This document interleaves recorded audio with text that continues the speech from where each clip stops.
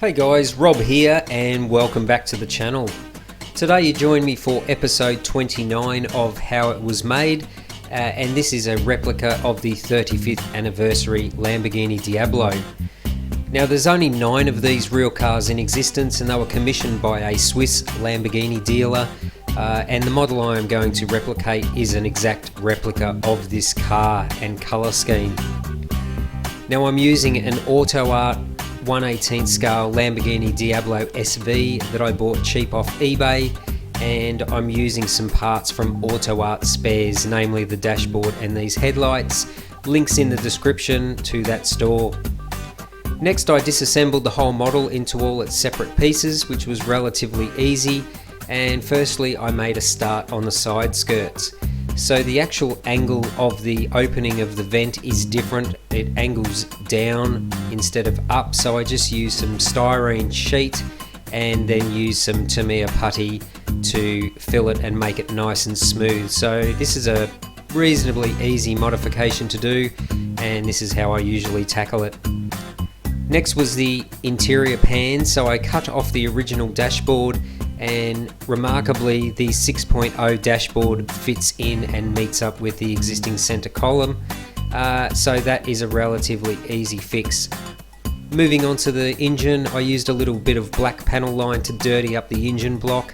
I also painted the cylinder heads all silver here and painted the ignition leads red, and I chopped the exhaust system as this 35th anniversary Diablo has 4 tailpipes together in the center. A nice little trick here, I used some bare metal foil and rubbed it over the existing exhaust muffler. Makes it a bit more realistic than the plastic. I then stripped all the paint off the die-cast body and all the metal parts, and the 6.0 headlights need to be fitted into the die-cast body. So I actually have a 6.0 Diablo that I used as a template to measure out.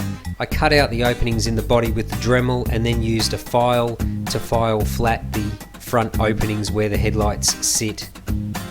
So this gets the basic shape, and I just have to keep finessing it with a metal file, and then any of the rough edges can be filled in with putty. Just going back to the side skirts, the filler had dried, so I gave it a bit of a sand. I always spray some Tamiya grey primer over it just to see, that shows any little holes that need to be filled again, and I did the same here with the headlight openings. Rear holes for the rear wing were also filled, and while I had some excess putty mixed up, I applied some to the rear bumper bar.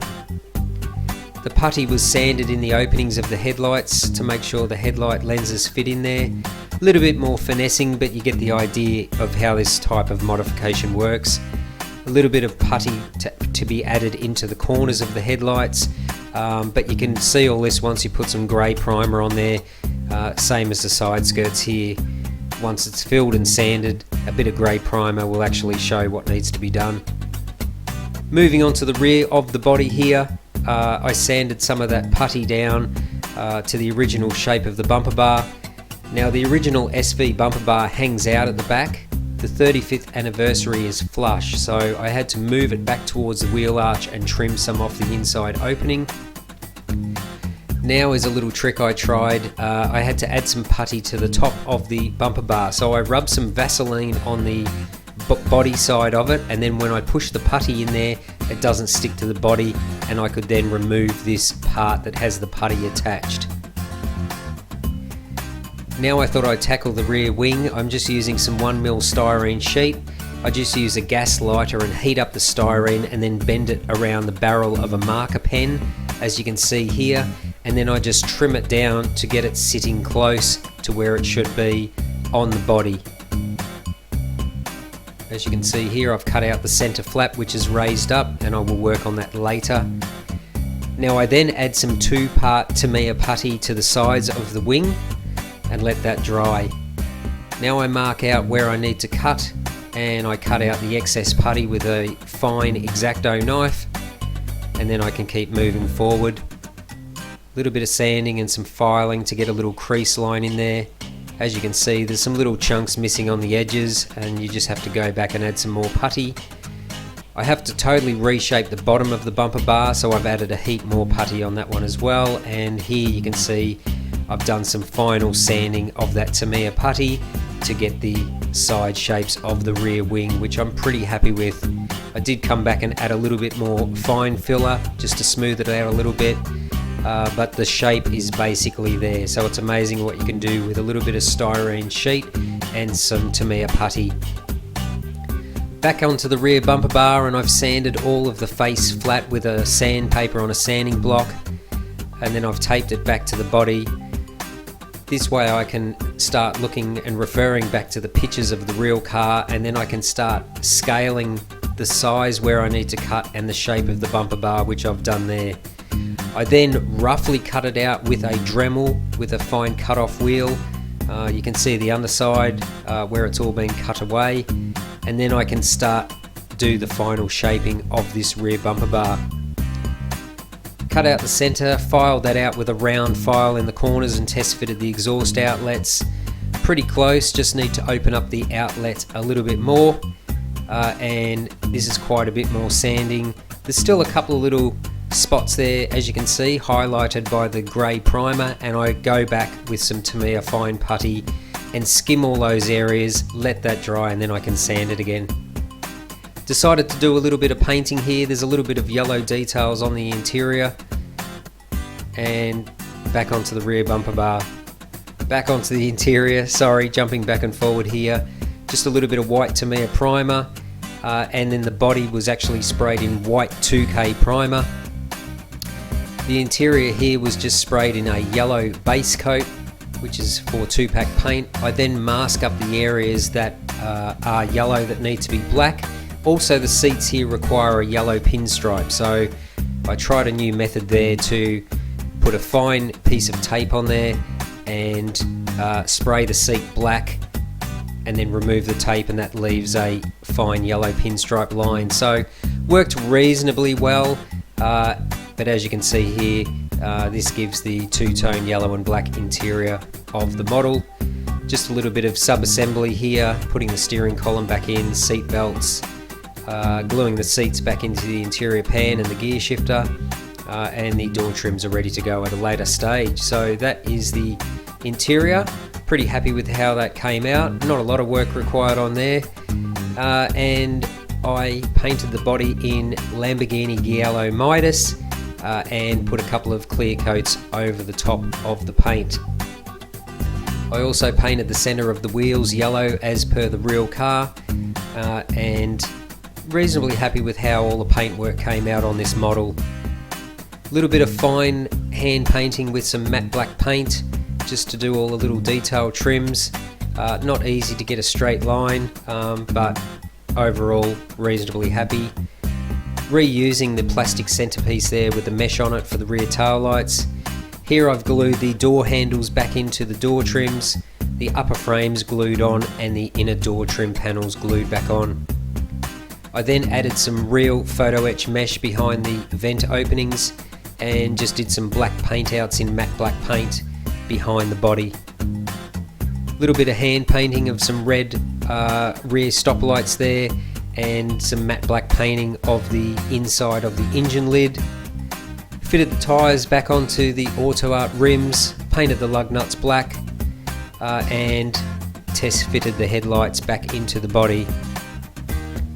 Now I add some decals or decals to the body parts here, Lamborghini on the side, and a little bit of red pinstripe for the brake light. Mirror lenses glued back into the mirrors, and I just had to finish the little aero flap for the rear wing. So again, I just make that out of plastic sheet, glue it together with super glue, sand it up, prime it, paint it in matte black, and then I add some Scale Motorsports carbon fibre decal to it, and then I glued that into position on the rear wing, as I will re-clear the whole wing again. I then got some of my custom made decals from TK Diecast, links in the description, and I added those onto the body as I want to apply another coat of clear to lock in those decals. Same with the rear wing, and also some more custom decals here, some Lamborghini center caps and some little SV logos on the spokes. Another 2 light coats of clear over the whole body. That now locks the decals in, and then I could start adding the photo etch mesh to the side skirts. I replaced the plastic panel with a piece of mesh on the rear engine lid, and the decals are now under the clear coat. Now I have to paint this inner frame black, so I mask up the whole body, and then I just spray this with Tamiya flat black just out of an aerosol can, and then I just hand paint the inside of the body with a flat brush with flat black. Headlights are then glued into the die-cast body. Rear tail light panel and centre panel is glued back into the body. Rear mesh in the side air intakes is glued into the body. Just a couple of dobs of super glue there to hold them in nice and strong. And then I started fitting the side windows, engine lid into position. Doors were fitted back into the body as well. They work fine, and the front window was then installed as well. Interior pan and the engine assembly were fitted back into the die-cast shell. Rear valance was then screwed on. Good thing with these die-cast models, they're mostly screwed together, and everything working so far. Now the wheels broke the axles and the brake discs when I removed them from the model, so I had to glue them on. Rear floor attached into the model. Still everything good so far. I check as I go to make sure everything is opening. I had to cut these 2 little tabs off the front bumper bar because I fitted the 6.0 headlights, so then the front bumper bar and the rear bumper bar were just attached with a few drops of super glue, which is strong enough to hold it in place. I then glued the 4 exhaust outlets in place, again with a little bit of super glue, but I did forget to paint the window banner yellow before I assembled the model, so I masked up the whole model, sprayed the top of the windscreen in yellow. When that was dry, I applied the Lamborghini decals, and then when that was dry, I sprayed some Tamiya flat clear over the yellow and the decal to take the shine off. Wheels were then fitted to the model, and the side mirrors were then glued on as well. Rear wing was glued back onto the body, again just with a couple of drops of super glue, and I had to add a photo etched race fuel filler on the other side.